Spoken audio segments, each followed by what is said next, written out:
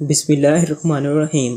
السلام علیکم دوستو، پیش خدمت ہے عمران سیریز کا منفرد ایکشن اور سسپینس سے بھرپور ناول ڈارک ایجنسی دوسرا حصہ۔ تو چلیے دوستو ناول شروع کرتے ہیں، لیکن اس سے پہلے آپ سب دوستوں سے گزارش ہے کہ اردو صفحہ چینل کو لازمی سے سبسکرائب کر لیں اور بیل کو ضرور پریس کر دیں۔ ٹیلی فون کی گھنٹی بجی تو بلیک زیرو نے جپٹ کر یوں ریسیور اٹھا لیا جیسے وہ ٹیلی فون کی گھنٹی کے بجنے کا ہی انتظار کر رہا ہو۔ X2 بلیک زیرو نے X2 کے مخصوص لہجے میں کہا، جولیا بول رہی ہوں سر۔ دوسری طرف سے جولیا کی آواز سنائی دی۔ اس کی آواز میں لڑکڑاہٹ اور بے پناہ پریشانی کا عنصر تھا۔ یس جولیا، کیا رپورٹ ہے؟ بلیک زیرو نے جولیا کے لہجے میں لڑکڑاہٹ محسوس کرتے ہوئے ہونٹ پھینچ کر کہا، چیف ہم نے عمران، جوزف اور جوانا کو فاروقی ہسپتال میں پہنچا دیا ہے۔ ان کی حالت بے حد تشویشناک ہے۔ دوسری طرف سے جولیا نے کہا، ٹھیک ہے، اور کوئی بات؟ بلیک زیرو نے کہا، یس چیف، ہم نے رانا ہاؤس کا نہایت باریک بینی سے جائزہ لیا ہے۔ یہاں 3 افراد آئے تھے، جن میں 2 مرد اور 1 لڑکی تھی۔ ایک کمرے میں ان کے قدموں کے قالین پر نشان ہیں اور یہاں خون بھی موجود ہے، جو اس بات کی طرف اشارہ کرتا ہے کہ عمران، جوزف اور جوانا نے ان حملہ آوروں میں سے کسی کو زخمی بھی کیا تھا۔ اس کے علاوہ کمرے میں ان کے درمیان جھڑپ کے بھی آثار دکھائی دے رہے ہیں، لیکن یہاں ہمیں ایسی کوئی چیز نہیں ملی جس سے یہ معلوم ہو کہ عمران، جوزف اور جوانا کو الیکٹرک شاک لیا گیا ہے، مگر الیکٹرک شاک سے ہی وہ بے ہوش ہوئے تھے۔ دوسری طرف سے جولیا نے تفصیل بتاتے ہوئے کہا، تم نے اس بات کا جائزہ لیا ہے کہ حملہ آور رانا ہاؤس میں داخل کیسے ہوئے تھے؟ بلیک زیرو نے پوچھا۔ یس چیف، حملہ آور بیرونی گیٹ سے ہی اندر آئے تھے۔ رانا ہاؤس میں داخل ہونے سے پہلے انہوں نے یہاں گیس کیپسولز فائر کیے تھے۔ ہمیں رانا ہاؤس کے احاطے میں 3 سرخ رنگ کے ناکارہ کیپسول بھی ملے ہیں، جن سے جوزف اور جوانا شاید بے ہوش ہو گئے تھے، چونکہ عقبی طرف سے رانا ہاؤس میں آنے والا خفیہ راستہ کھلا ہوا تھا، اس لیے لازماً عمران اس راستے سے اندر آیا ہوگا۔ جولیا نے کہا، کیا ان حملہ آوروں کا کوئی کلیو ملا ہے؟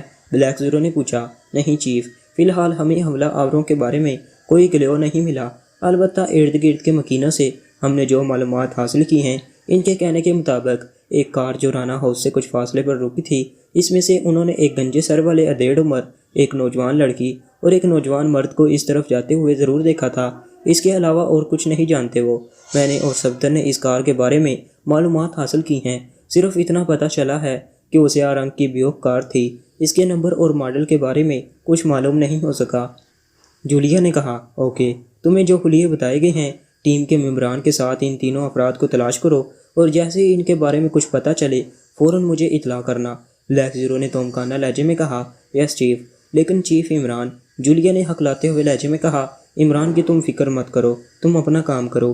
میں جوزف، جوانا اور عمران کے سلسلے میں ڈاکٹر فاروقی سے بات کرتا ہوں۔ مجھے کبھی امید ہے کہ بہت جلد عمران تمہارے درمیان ہوگا۔ X2 نے کہا، یس چیف۔ دوسری طرف سے جولیا نے امید آفیز لہجے میں کہا، اور کوئی بات؟ X2 نے کہا، یس چیف، ایک خاص بات اور ہے۔ دوسری طرف سے جولیا نے کہا، کہو، کیا بات ہے؟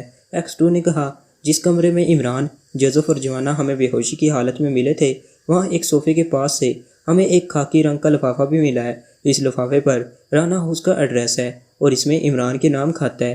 دوسری طرف سے جولیا نے کہا تو بلیک زیرو بے اختیار چونک پڑا۔ کیا اس لفافے پر بیک ایڈریس لارسن ڈمورا کا ہے؟ X2 نے کہا، یس چیف۔ بیک پر لارسن ڈمورا ہو گیا تو بلیک زیرو کی تشویش بڑھ گئی۔ اس نے 1-2 مرتبہ رانا ہاؤس میں رابطہ کرنے کے لیے وہاں فون کیا، لیکن دوسری طرف سے کسی نے فون ریسیور نہ کیا، تو بلیک زیرو فوراً دانش منزل کے تہہ خانے میں پہنچ گیا اور اس نے وہاں سے کمپیوٹرائزڈ مشین آن کر کے ویژول اسکرین پر رانا ہاؤس کو چیک کیا تو اس ایک کمرے میں عمران، جوزف اور جوانا بے ہوش پڑے دکھائی دیے۔ ان تینوں کو وہاں بے ہوش دیکھ کر بلیک زیرو پریشان ہو گیا تھا۔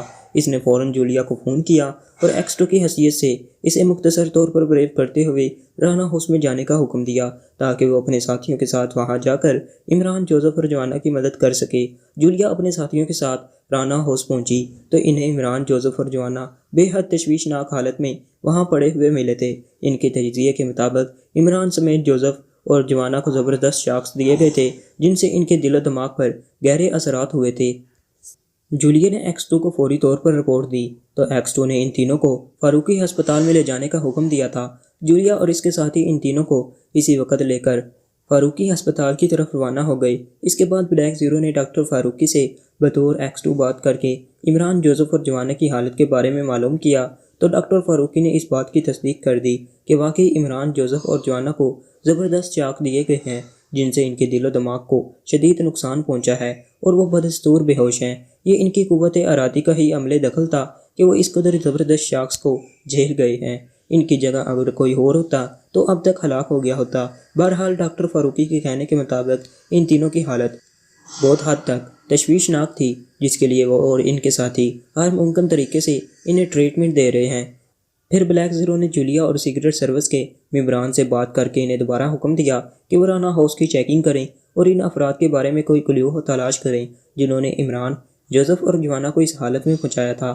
بلیک زیرو کو اس بات پر افسوس ہو رہا تھا کہ اگر وہ عمران کے جاتے ہی تہہ خانے کی مشینوں کو آن کر کے رانا ہاؤس کو چیک کر لیتا تو وہ ان افراد کو وہاں سے بھی کنٹرول کر سکتا تھا جنہوں نے عمران، جوزف اور جوانا کو اس قدر زبردست شاخص دیے تھے کہ کسی طرح انہیں ہوش ہی نہیں آ رہا تھا۔ اب جولیا نے ایکس 2 کو بتایا کہ انہیں وہاں سے لارسن ڈیمورا کا ایک خط ملا ہے، تو بلیک زیرو نے اس خط کو فوراً دارالعلوم منزل منگوا لیا تھا۔ وہ سمجھ گیا تھا کہ یہ ساری کارروائی اسی خط کے سلسلے میں کی جا رہی تھی۔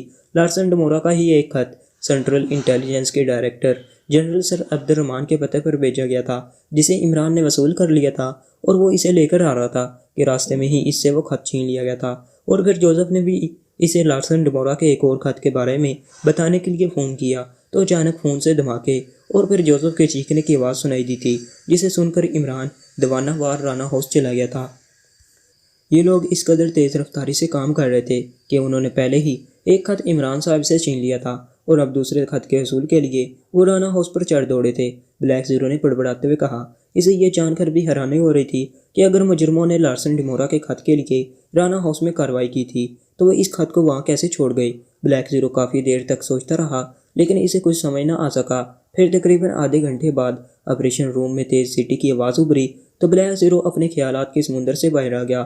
سیٹی کی آواز سن کر وہ سمجھ گیا تھا کہ دانش منزل کے مین گیٹ کی دیوار کے پاس خفیہ خانے میں کوئی چیز ڈالی گئی ہے اور وہ چیز یقیناً وہی خط ہوگا جو جولیا کو رانا ہاؤس سے ملا تھا۔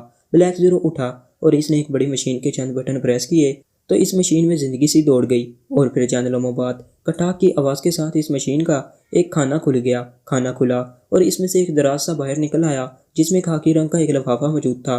بلیک زیرو نے لفافہ اٹھا کر مشین کا ایک بٹن پریس کیا تو کھلا ہوا دراز واپس مشین میں چلا گیا اور مشین کا خانہ بند ہو گیا اور وہ بے جان ہو گئی۔ بلیک زیرو نے لفافے کو الٹ پلٹ کر دیکھا۔ اس پر واقعی ایک طرف عمران کا نام اور رانا ہاؤس کا ایڈریس لکھا ہوا تھا، جبکہ لفافے کی دوسری طرف لارسن ڈیمورا کا اصلی نام اور ایکریمیا کی ایک ریاست کا نام و پتہ تھا۔ لفافہ کھلا ہوا تھا۔ بلیک زیرو نے اپنی مخصوص کرسی پر جا کر بیٹھتے ہوئے لفافے سے طے شدہ کاغذ نکال لیے۔ اس نے کاغذ کھولے اور اس پر موجود کمپیوٹرائزڈ تحریر دیکھنے لگا۔ یہ تو نامعلوم کوڈ میں ہے۔ بلیک زیرو نے تحریر کو غور سے دیکھتے ہوئے بڑبڑانے والے انداز میں کہا۔ پھر اس نے دائیں طرف موجود ایک میز کی دراز کھولی اور اس میں سے ایک پیڈ اور قلم نکال لیا۔ اس نے لارسن ڈیمورا کا خط میز پر رکھا اور اس خط کو پڑھتے ہوئے اسے ڈی کوڈ کرنے میں مصروف ہو گیا۔ خط تقریباً 10 صفحات پر مشتمل تھا۔ بلیک زیرو کو سارا خط ڈی کوڈ کرنے میں 1 گھنٹے سے زیادہ وقت لگا تھا۔ خط ڈی کوڈ کر کے وہ سیدھا ہوا اور پھر اس خط کو پڑھنے میں مصروف ہو گیا۔ جوں وہ خط پڑھتا جا رہا تھا اس کی پیشانی پر بل پڑتے جا رہے تھے اور اس کے چہرے پر پریشانی کے ساتھ ساتھ انتہائی غصیلے تاثرات نمایاں ہوتے جا رہے تھے۔ او مائی گاڈ! ایکریمیا اور اسرائیل ایک بار پھر فاکشیا کو صفحہ ہستی سے مٹانے کے دربے ہو گئے ہیں۔ سارا خط پڑھنے کے بعد بلیک زیرو نے غصے اور پریشانی سے ہونٹ پیچتے ہوئے کہا۔ خط میں لارسن ڈیمورا نے ان تمام باتوں کا تفصیلی ذکر کیا تھا جو ہارڈ ایجنسی کے چیف ریک براؤن اور ایکریمین ایجنسیز کے چیف کنٹرولر کرنل آسکر کے درمیان ہوئی تھیں۔ خط میں باقاعدہ اسرائیل کا فاکشیا کے خلاف بڑا قدم اٹھانے کا ذکر بھی کیا گیا تھا اور یہ بھی بتایا گیا تھا کہ فاکشیا پر فائر کیے جانے والا ہائیڈروجن بموں سے لیڈ ڈی پی میزائل جزیرہ سائمور میں کسی میزائل اسٹیشن میں لانچ کیا گیا ہے اور اس میں کسی حد تک پیش رفت بھی ہو رہی ہے تو اس لیے اس خط کو حاصل کرنے کے لیے کوئی مجرم تنظیم یہاں سرگرم ہے تاکہ ہم تک یہ اطلاعات نہ پہنچ سکیں کہ اسرائیل اور ایکریمیا فاکشیا کے خلاف کس قدر خوفناک سازش کرنے کا ارادہ رکھتے ہیں۔ بلیک زیرو نے کہا۔ وہ ضلع میں ٹیلی فون کی گھنٹی بج اٹھی تو بلیک زیرو چونک پڑا اور اس نے ہاتھ بڑھا کر ریسیور اٹھا لیا۔ ایکس 2 بلیک زیرو نے ایکس 2 کے مخصوص لہجے میں کہا۔ جولیا بول رہی ہوں چیف۔ دوسری طرف سے ایک بار پھر جولیا کی آواز سنائی دی۔ یس جولیا، کوئی رپورٹ؟ بلیک زیرو نے کہا۔ یس چیف، ہم نے ان حملہ آوروں کو ٹریس کر لیا ہے۔ دوسری طرف سے جولیا کی آواز سنائی دی۔ گڈ، کہاں ہے وہ؟ بلیک زیرو نے کہا۔ وہ ایک ادھیڑ عمر مرد اور ایک نوجوان لڑکی ہے چیف، اور وہ دونوں رانا ہاؤس میں موجود ہیں۔ دوسری طرف سے جولیا نے کہا۔ تو بلیک زیرو پوری طرح سے چونک پڑا۔ کیسے معلوم ہوا ہے اور اس بات کی کیا کنفرمیشن ہے کہ وہ دونوں رانا ہاؤس میں ہیں اور وہ وہی افراد ہیں جنہوں نے پہلے بھی رانا ہاؤس پر حملہ کیا تھا۔ X2 نے کہا، ہمیں رانا ہاؤس کے ارد گرد کے مکینوں سے جو حلیے معلوم ہوئے تھے، ہم ان کے حلیوں کو ذہن میں رکھ کر ان تینوں کی تلاش میں تھے کہ اچانک ایک کار میں تنویر اور صفدر کو وہ دونوں دکھائی دیے گئے۔ جو حلیے ہمیں بتائے گئے تھے وہ حلیے اسی دریڑ عمر مرد اور نوجوان لڑکی پر بالکل فٹ بیٹھتے تھے۔ تنویر اور صفدر نے ان دونوں کو بے حد قریب سے دیکھا تو انہوں نے خاموشی سے ان دونوں کا تعاقب کرنا شروع کر دیا۔ وہ دونوں مختلف سڑکوں سے گزرتے ہوئے اسی طرف جا رہے تھے جہاں رانا ہاؤس ہے، جس پر صفدر نے مجھے اور دیگر ساتھیوں کو بھی اس طرف آنے کے لیے کہا۔ صفدر اور تنویر محتاط انداز میں ان کا تعاقب کرتے رہے۔ وہ دونوں واقعی رانا ہاؤس جا رہے تھے۔ پھر انہوں نے ایک گلی میں کار روکی اور اتر کر رانا ہاؤس کے مین گیٹ کی طرف بڑھ گئے۔ اس بار وہ بے حد محتاط تھے۔ رانا ہاؤس کے گیٹ کے قریب رک کر انہوں نے رانا ہاؤس کے کمپاؤنڈ میں ایک پریشر گن سے 2 فائر کیے جو کہ بے ہوش کرنے والی گیس کے تھے، اور پھر وہ کسی ماسٹر کی سے گیٹ کا ذیلی دروازہ کھول کر اندر چلے گئے۔ صفدر اور تنویر ان کی دور سے نگرانی کر رہے تھے۔ وہ دونوں جیسے ہی رانا ہاؤس میں داخل ہوئے، صفدر اور تنویر فوراً رانا ہاؤس کے قریب پہنچ گئے۔ پھر ہم سب بھی وہاں پہنچ گئے۔ وہ دونوں غیر ملکی بدستور رانا ہاؤس میں موجود ہیں اور ہم نے چاروں اطراف سے رانا ہاؤس کو گھیر رکھا ہے۔ دوسری طرف سے جولیا نے تفصیل بتاتے ہوئے کہا، ٹھیک ہے، تم رانا ہاؤس کی نگرانی جاری رکھو، ان دونوں کو وہاں سے نکلنا نہیں چاہیے۔ X2 نے کہا، یس چیف، ہم نے رانا ہاؤس کا گھیراؤ کر رکھا ہے، وہ ہماری نظروں میں آئے بغیر وہاں سے نہیں نکل سکتے۔ جولیا نے پر اعتماد لہجے میں کہا، اوکے ٹھیک ہے، میں ابھی کچھ دیر بعد تم سے رابطہ کرتا ہوں، بلیک زیرو نے کہا، اور پھر اس نے جولیا کا جواب سنے بغیر ریسیور رکھ دیا۔ ریسیور رکھتے ہی وہ تیزی سے اٹھا اور پھر نہایت عجلت میں آپریشن روم سے نکل گیا۔ وہ اس موقع سے فائدہ اٹھانے کے لیے فوراً طے خانے میں جانا چاہتا تھا۔ اس کا ارادہ تھا کہ اگر یہ دونوں وہی افراد ہیں جو لارسن ڈمورا کا خط حاصل کرنے کے لیے تب وہ 2 کر رہے ہیں اور انہوں نے ہی عمران، جوزف اور جوانا کو نقصان پہنچانے کی کوشش کی ہے، تو اب وہ ان دونوں کو وہاں سے جانے نہیں دینا چاہتا تھا۔ اس لیے وہ تقریباً بھاگتے ہوئے انداز میں طے خانے کی طرف جا رہا تھا۔ ہارڈن اور مارسی کے چہرے جیسے فتح و کامرانی سے دھمک رہے تھے۔ عمران اور اس کے 2 ساتھی جوزف اور جوانا کو ہارڈن نے زبردست شاکس دے کر وہیں ہلاک کر کے پھینک دیا تھا اور اپنے زخمی ساتھی کارٹن کو لے کر فوراً وہاں سے نکل آئے تھے۔ کار میں سوار ہو کر وہ فوری طور پر اپنے عارضی ہیڈ کوارٹر پہنچے تھے۔ ہیڈ کوارٹر میں آتے ہی ہارڈن نے کارٹن کو مرہم پٹی کے لیے جانے کے لیے کہہ دیا تھا اور خود مارسی کو لے کر اپنے مخصوص کمرے میں آ گیا تھا۔ مجھے ابھی تک یقین نہیں آ رہا کہ میرے ہاتھوں عمران جیسا انسان اس قدر آسانی سے ہلاک ہو گیا ہے۔ ہارڈن نے صوفے پر بیٹھتے ہوئے حیرت اور انتہائی مسرت بھرے لہجے میں کہا، آپ نے عمران اور اس کے ساتھیوں پر 11,000 پاور کا وولٹ ریز فائر کیا تھا باس۔ ایسی صورت میں ان کا زندہ بچ جانا ناممکنات میں سے تھا۔ اگر آپ پر وقت ان پر اٹیک نہ کرتے تو ہم شاید اس جیسے خطرناک انسان کا مقابلہ نہیں کر سکتے تھے۔ مارسی نے اس کے سامنے بیٹھتے ہوئے کہا، تم ٹھیک کہہ رہی ہو، پہلے میرا خیال تھا کہ تم اور میں ان سے فائٹ کر کے انہیں آسانی سے شکست دے دیں گے، لیکن عمران اور اس کے ساتھیوں کی فائٹنگ کی تکنیک ہمارے لیے انتہائی حیرت انگیز اور ناقابل یقین تھی۔ انہوں نے ہمیں چند ہی لمحوں میں چت کر دیا تھا۔ ہارڈن نے کہا، یس بوس، ان کی فائٹنگ کی تکنیک اور انداز واقعی میرے لیے بھی نیا اور حیران کن تھا، جس سے میں ان کے ہاتھوں مار کھا گئی تھی، ورنہ میرا مقابلہ کرنا کسی کے لیے اس قدر آسان نہیں ہو سکتا تھا۔ مارسی نے کہا، چھوڑو، اب ان باتوں میں کیا رکھا ہے، ہمارے لیے یہی کافی ہے کہ ہم اپنے مشن میں کامیاب ہو گئے ہیں۔ لارسن ڈمورا کا خط حاصل کرنے کے ساتھ ساتھ میں نے عمران کو بھی ہلاک کر دیا ہے، جو ہمارے لیے بہت بڑی کامیابی ہے۔ ہارڈن نے کہا، یس بوس، عمران جیسے افریت کو ہلاک کرنے کا کریڈٹ صرف اور صرف آپ کو جاتا ہے۔ مارسی نے کہا، اس وقت میرے ساتھ کارٹن تھا، اس لیے میں اس خط کو صحیح طور پر نہیں دے سکا تھا۔ اب دیکھتا ہوں آخر لارسن ڈمورا نے اس خط میں کیا لکھ دیا ہے جس کے لیے چیف نے ہمیں ایمرجنسی طور پر یہاں بھیجا ہے۔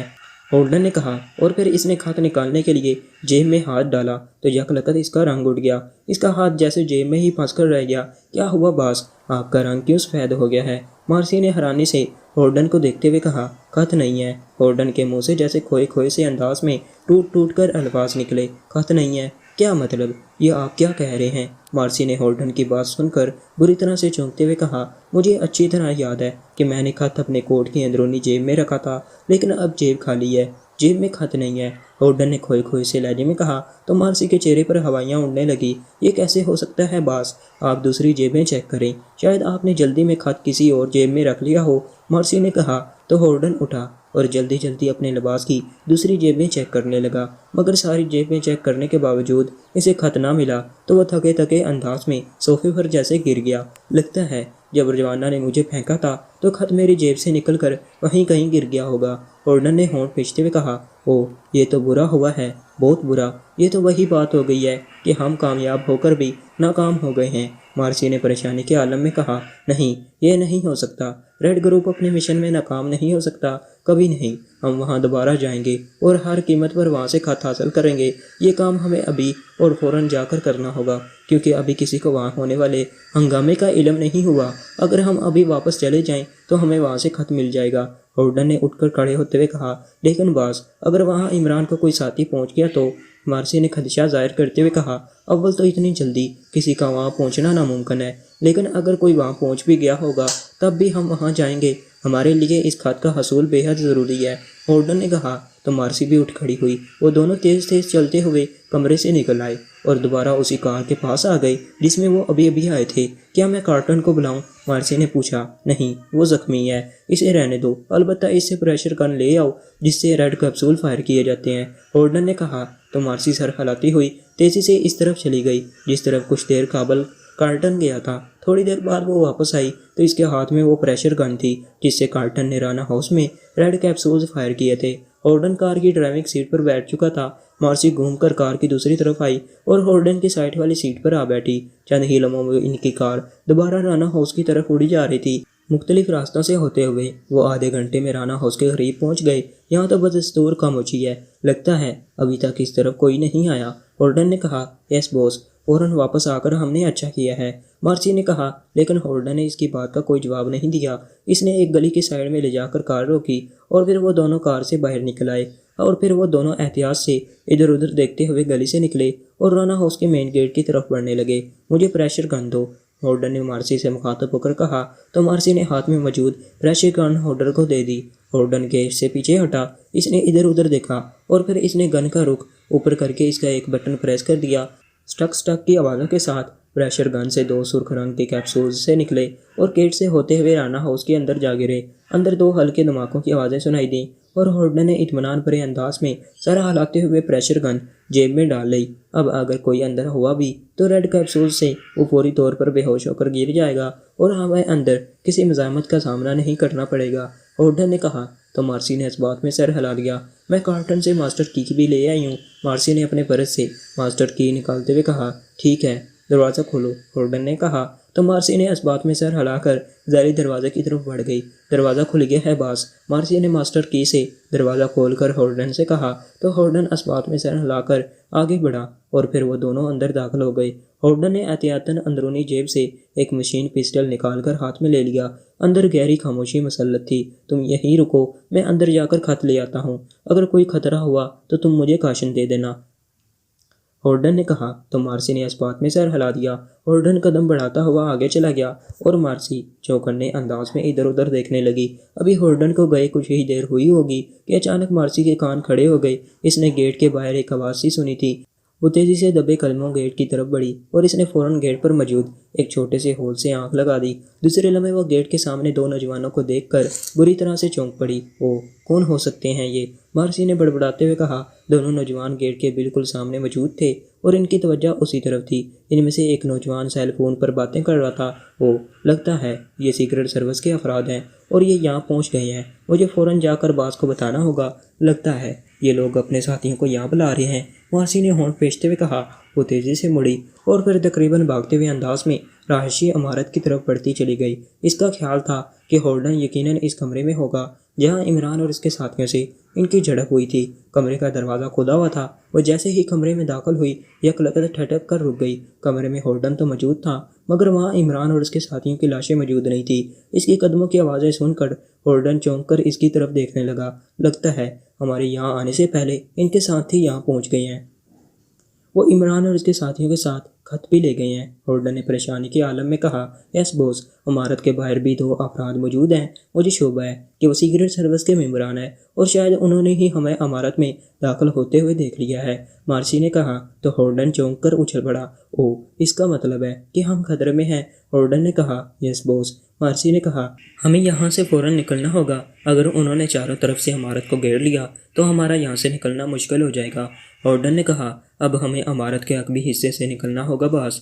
مارسی نے کہا۔ ٹھیک ہے آؤ، ہولڈن نے اس بات میں سر ہلا کر کہا، اور وہ دونوں تیزی سے دروازے کی طرف بڑھے، لیکن ابھی وہ دروازے کے قریب پہنچے ہی تھے کہ اچانک کمرے میں تیز چمک سی پیدا ہوئی۔ یہ چمک کیمرے کے فلیش جیسی تھی، اور چمک اس قدر تیز تھی کہ ہولڈن اور مارسی کی آنکھیں ایک لمحے کے لیے چنداس ہی گئی تھی، لیکن جیسے ہی روشنی ختم ہوئی ہولڈن کو یوں محسوس ہوا جیسے اس کے جسم سے یکلخت جان نکل گئی ہو۔ ایک لمحے کے 1000ویں حصے میں اس کے ذہن میں اندھیرا سا چھا گیا تھا، دوسرے لمحے وہ لہرایا اور ریت کے خالی ہوتے ہوئے بورے کی طرح گرتا چلا گیا۔ مارسی کا بھی یہی حال ہوا تھا، وہ ہولڈن کے ساتھ ہی گری تھی۔ عمران کو آپریشن روم میں داخل ہوتے دیکھ کر بلیک زیرو کی آنکھیں یکلخت چمک اٹھیں اور وہ فوراً اس کے احترام میں اٹھ کھڑا ہوا۔ آپ یہاں؟ آپ تو بے ہوشی کی حالت میں فاروقی ہسپتال میں تھے۔ سلام دعا کے بعد بلیک زیرو نے حیرت بھرے لہجے میں کہا، تو تمہارا کیا خیال تھا کہ میں ساری عمر وہاں بے ہوشی پڑا رہتا؟ عمران نے منہ بنا کر کہا، نہیں، میرا یہ مطلب نہیں تھا۔ بلیک زیرو نے کہا، تو پھر کیا مطلب تھا تمہارا؟ عمران نے کہا، یہ کہ آپ کو ہوش کب اور کیسے آیا؟ ہوش میں آنے کی اطلاع ڈاکٹر فاروقی نے مجھے کیوں نہیں دی، اور آپ فوراً یہاں کیسے آ گئے؟ بلیک زیرو نے کہا، ہوش تو مجھے ایسا ہی آیا تھا جیسے اچانک انسان گہری نیند سے جاگ جاتا ہے۔ میرے اچانک ہوش میں آنے پر ڈاکٹر فاروقی بھی حیران ہوئے تھے۔ میری ان سے بات ہوئی تھی، ان کا کہنا تھا کہ میں شدید ترین الیکٹرک شاک لگنے کے باعث بے ہوش ہوا تھا، اور وہ بڑی دیر سے مجھے جوزف اور جوانا کو ہوش میں لانے کی کوشش کر رہے تھے۔ مجھے ہوش آیا تو تھوڑی دیر بعد جوزف اور جوانا کو بھی ہوش آ گیا۔ میں نے ہی ڈاکٹر فاروقی سے کہا تھا کہ وہ ابھی چیف کو اطلاع نہ دیں کہ مجھے ہوش آ گیا ہے۔ میں فوری طور پر یہاں آنا چاہتا تھا، اس لیے میں آ گیا، عمران نے کہا، اور پھر اس نے اسے ہولڈن اور مارسی کے بارے میں تفصیل بتانا شروع کر دی۔ اس نے یہ بھی بتا دیا کہ ہولڈن نے اسے اچانک کس طرح بے ہوش کیا تھا۔ میرے پاس بھی آپ کے لیے اہم اطلاعات ہیں، بلیک زیرو نے کہا۔ کیسی اطلاعات؟ عمران نے کہا، ایک تو یہ کہ ریڈ گروپ کے دونوں ارکان پکڑ لیے گئے ہیں جن کے نام آپ نے ہولڈن اور مارسی بتائے ہیں، بلیک زیرو نے کہا۔ تو عمران کی آنکھیں چمک اٹھی۔ ویری گڈ، کہاں ہے وہ؟ بلیک زیرو کی بات سن کر عمران نے خوش ہوتے ہوئے کہا، وہ لارسن ڈیمورا کا خط حاصل کرنے کے لیے دوبارہ رانا ہاؤس میں گئے تھے۔ میں نے نیچے تہہ خانے میں جا کر ان دونوں پر سبز ریز پھینکی تھی، جس سے وہ دونوں فوراً ہی بے ہوش ہو گئے تھے۔ ادھر ممبران بھی رانا ہاؤس کے قریب پہنچ چکے تھے۔ میں نے ان دونوں کو بے ہوش کر کے جولیا کو اطلاع دی تو ممبران فوراً رانا ہاؤس میں داخل ہو گئے اور انہوں نے ان دونوں کو باندھ لیا۔ اب میرے حکم پر وہ ان دونوں کو یہاں لا رہے ہیں، بلیک زیرو نے تفصیل بتاتے ہوئے کہا۔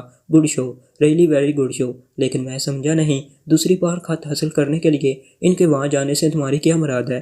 عمران نے کہا، آپ کو جوزف اور جوانا کو وہ اپنی طرف سے ہلاک کر کے شاید عجلت میں وہاں سے نکل گئے تھے، اور آپ بتا رہے ہیں کہ ان کے ساتھ آپ کی ہلکی پھلکی جھڑپ بھی ہوئی تھی، اور اس جھڑپ کی وجہ سے ہولڈن کی جیب سے وہ خط گر گیا تھا جسے وہاں سے جلدی سے نکلنے کی وجہ سے وہ نہیں دیکھ سکے تھے، بلیک زیرو نے کہا، اور پھر اس نے رانا ہاؤس سے خط ملنے کی ساری تفصیل بتا دی۔ اس کے ساتھ ہی اس نے عمران کو یہ بھی بتا دیا کہ اس نے لارسن ڈیمورا کا خط ڈی کوڈ کر لیا ہے۔ خط کے بارے میں جب اس نے عمران کو تفصیل بتائی تو یہ سن کر کہ اسرائیل اور ایکریمیا ایک بار پھر باکشیا کے خلاف ہولناک سازش میں مصروف ہیں، عمران کا چہرہ غصے سے سرخ ہو گیا۔ کہاں ہے وہ خط؟ مجھے دکھاؤ۔ ساری تفصیل سن کر عمران نے غصے سے ہونٹ کھینچتے ہوئے کہا تو بلیک زیرو نے سائڈ پر پڑی میز کی دراز سے لارسن ڈیمورا کا خط نکال کر عمران کو دے دیا۔